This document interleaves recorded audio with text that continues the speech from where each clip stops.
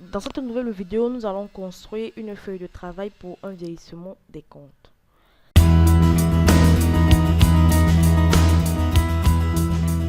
Si vous utilisez Excel pour stocker des données de compte client, il est judicieux de configurer une feuille de calcul vieillissante qui représente les factures en souffrance, qui calcule le nombre de jours de retard et regroupe les factures en catégories telles que celles comprises entre 1 et 30 jours, entre 1 et 60 jours et entre 61 et 91 jours, 91 et 120 jours et plus de 120 jours. Alors, cette feuille de calcul illustre une implémentation simple d'une base de données de compte client.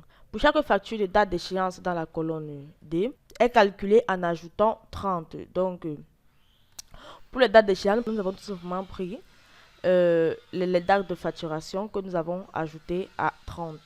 Alors, la colonne E, quant à elle, soustrait les dates d'échéance de la colonne D de la date du jour dans la colonne B1.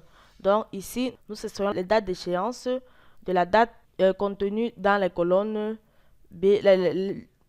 Nous soustrayons tout simplement la date d'échéance de la date du jour qui est dans la cellule B1. Alors, tout ceci pour calculer le nombre de jours d'échéance de chaque facture. Alors, comment nous allons faire pour calculer une date d'échéance plus intelligente? Ici, parce que là, nous avons tout simplement ajouté à la date de facturation plus 30 jours. Alors, vous avez peut-être remarqué un problème avec les dates d'échéance. Alors, les dates dans les colonnes, par exemple, D6 tombe un week-end.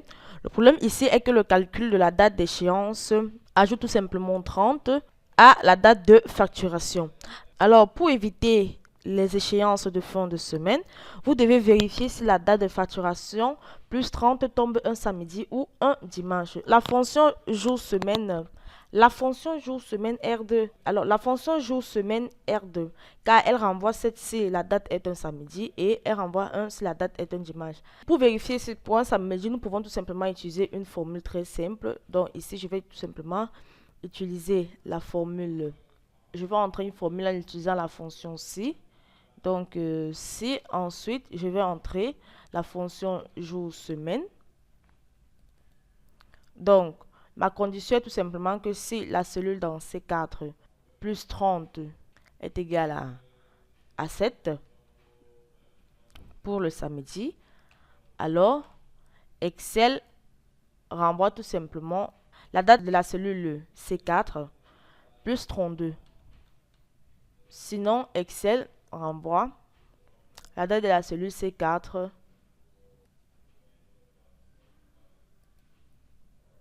Sinon, Excel renvoie C4 plus 30. Alors là, nous pouvons tout simplement fermer notre parenthèse. Alors, lorsque nous appuyons sur Entrée pour valider notre opération, Excel renvoie tout simplement dimanche 9 juin 2013.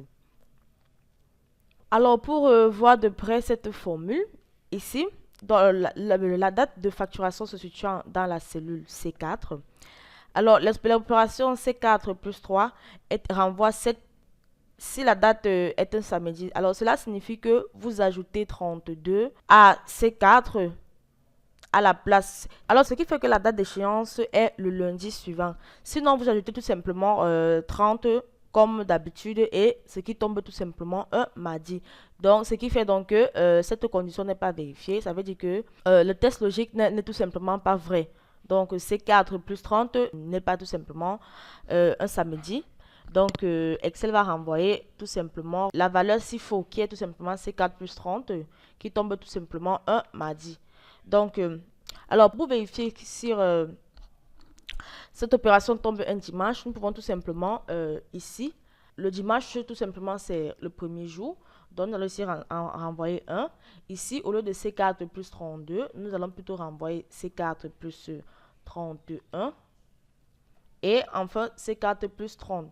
Donc, nous pouvons appuyer sur Entrée pour valider notre opération et Excel renvoie toujours mardi le 31. Donc, ce qui fait donc que l'argument test logique n'a tout simplement pas été validé. Ce n'est ni un samedi ni un dimanche. Donc, la raison pour laquelle Excel renvoie tout simplement la valeur s'il faut qui est tout simplement de C4 plus 30. Alors cependant, le problème ici est que nous pouvons tout simplement combiner les deux tests que nous venons de faire en une seule formule. Donc, pour avoir un argument plus solide, donc pour être sûr que ça se trouve dans cette plage, donc nous pouvons tout simplement combiner les deux tests. Alors, pour ce faire, nous pouvons tout simplement imbriquer la fonction C dans une autre. Alors, nous allons tout simplement imbriquer la fonction C. Donc là, nous allons commencer par le 7e jour, donc qui était samedi. Ensuite, comme tout à l'heure, ici c'était 32. Donc, Excel va renvoyer la valeur chiffrée C4 plus 32. Donc, sinon, donc nous allons entrer la seconde fonction ci. Donc, si ensuite jour de semaine, tout ce que nous faisons, c'est que nous imbriquons tout simplement la deuxième fonction ci dans la première. Donc, si jour de semaine est égal à C4 plus 30, doit tout simplement être égal à 1 qui tombe un dimanche, la première semaine. Excel doit tout simplement renvoyer C4 plus 31, comme tout à l'heure. Sinon, Excel renvoie C4 plus 30. Donc là, nous pouvons fermer nos parenthèses. Et lorsque nous avons terminé, nous pouvons tout simplement valider notre opération d'appuyant sur Entrée. Et Excel renvoie toujours la date du mardi 21 mai 2013. Alors le principal, si vérifie si la date tout simplement est un samedi. Si c'est le cas, Excel ajoute 32 à C4.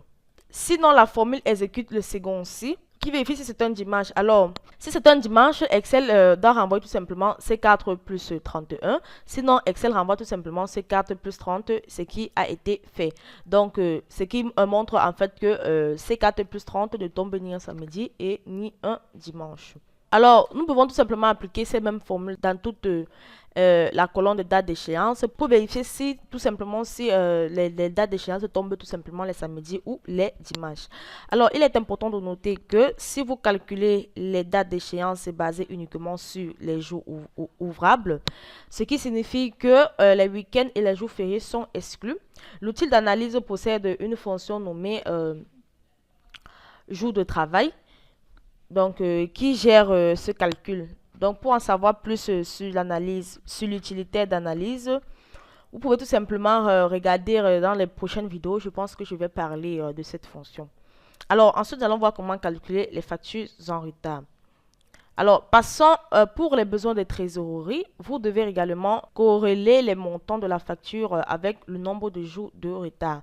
Idéalement, vous voudrez voir une liste de montants de factures en souffrance de 1 à 30. Donc, de 1 à 30, ensuite de 31 à 60, de 61 à 90, de 91 à 120 et plus de 120.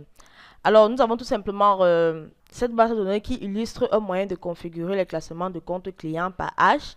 Alors, cette feuille de calcul utilise tout simplement l'ombrage de grands livres pour faciliter la lecture. Alors, l'utilisation de la fonction si et la fonction et pour classer les factures en souffrance à des fins de classement chronologique. Alors, les feuilles de calcul chronologique calculent le nombre de jours en retard en soustrayant. La feuille chronologique calcule le nombre de jours de retard, tout simplement, en soustrayant la date d'échéance de la date indiquée dans la cellule B1. Alors, si vous calculez les jours en retard en utilisant les jours ouvrables, les week-ends et les jours fériés exclus, alors la fonction jour de semaine de l'utilitaire d'analyse constitue tout simplement le meilleur choix. Alors, pour les montants de factures indiqués dans les colonnes G, donc de 1 à 30 jours, la feuille illustre tout simplement cette formule. Donc, si la cellule est inquiète, tout simplement le nombre de jours de retard est tout simplement inférieur à 31, la cellule affiche tout simplement F5, donc qui est le montant dû, ou tout simplement le blanc. Donc, la cellule n'affiche tout simplement rien. Donc là, la cellule, ce qui n'est pas le cas, donc ici, le nombre de jours de retard est tout simplement pas inférieur à 31. C'est égal. Donc, la cellule doit tout simplement afficher le blanc. Donc, c'est la même formule qui a été entrée ici. Donc, nous verrons tout simplement que le nombre de jours de retard doit tout simplement être inférieur à 31. Donc, si tel est le cas, Excel affiche tout simplement le montant dû, sinon Excel affiche le blanc. Donc ici, le nombre de jours est tout simplement inférieur à 31 et Excel affiche le montant dû dans la cellule G6. Donc, c'est la même formule qui a été entrée. Nous vérifions tout simplement que le montant, le nombre de jours de retard est tout simplement inférieur à 31. Si c'est le cas, il affiche le montant de la cellule située à côté d'elle. Donc, c'est ce qui se passe dans cette colonne G. Or, les montants de la colonne H qui vont de 31 à 60 jours sont un peu plus compliqués. Alors, vous devez vérifier si le nombre de jours de retard est supérieur ou égal à 31 et inférieur ou égal à 60. Alors, pour ce faire, nous allons tout simplement entrer cette formule. Donc, la formule C que nous avons imbriquée avec la formule E. Donc, nous allons tout simplement vérifier si le nombre de jours, de retard est tout simplement supérieur ou égal à 31 et si ce nombre est aussi inférieur ou égal à 60. Si tel est le cas, Excel affiche tout simplement le montant dû dans la cellule F4. Sinon, Excel affiche le blanc. Donc, lorsque j'appuie sur Entrée, Excel affiche tout simplement le montant dû. Donc, c'est la même formule qui a été entrée dans toute cette colonne. Donc, il suffit, ici, il faut tout simplement deux conditions. Comme nous avons vu précédemment pour l'utilisation des fonctions et il faut que les deux conditions soient vérifiées pour que Excel affiche le montant dû. Donc, le nombre de jours de retard doit tout simplement être supérieur ou égal à 31 et inférieur ou égal à 60 pour que Excel affiche le montant. Alors, c'est la même formule qui a été calculée pour la colonne I. Donc, de l'âge qui vont de 61 à 90. Il faudrait tout simplement vérifier que le nombre de retard doit être tout simplement supérieur ou égal à 61 et inférieur ou égal à 90 pour que Excel affiche le montant dû. Sinon, Excel affiche tout simplement le blanc. Donc, ce qui signifie ici que toutes ces conditions, ces deux conditions doivent être vérifiées pour que Excel affiche le montant dû. Sinon, Excel affiche tout simplement le blanc. Alors, c'est la même formule toujours pour la fonction J qui calcule l'âge entre 91 et 120. Donc, bon, c'est vrai qu'il n'y a aucun nombre de retard qui est tout simplement supérieur ou égal à 91 et inférieur ou égal à 120. Donc, Excel affiche le blanc partout. Et pour plus de 120, pour la colonne K qui calcule tout simplement à plus de 120, ici, nous allons tout simplement entrer une formule qui vérifie exceptionnellement uniquement une condition, qui est de vérifier que le nombre de retard doit tout simplement être supérieur à 121 en fait, doit être supérieur à 121 ou tout simplement supérieur ou égal à 120. Donc, ici, si tel est le cas, Excel affiche tout simplement le montant dû, sinon Excel affiche le blanc. Donc, j'espère que vous avez vu les nuances qui existent entre les fonctions si, avec les fonctions si et imbriquées avec les fonctions et.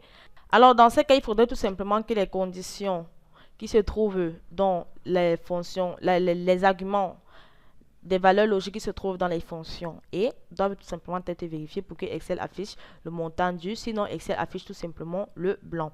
Alors, j'espère que vous avez aimé cette vidéo de l'entreprise Excel Pro, entreprise spécialisée dans les prestations de services Microsoft Excel.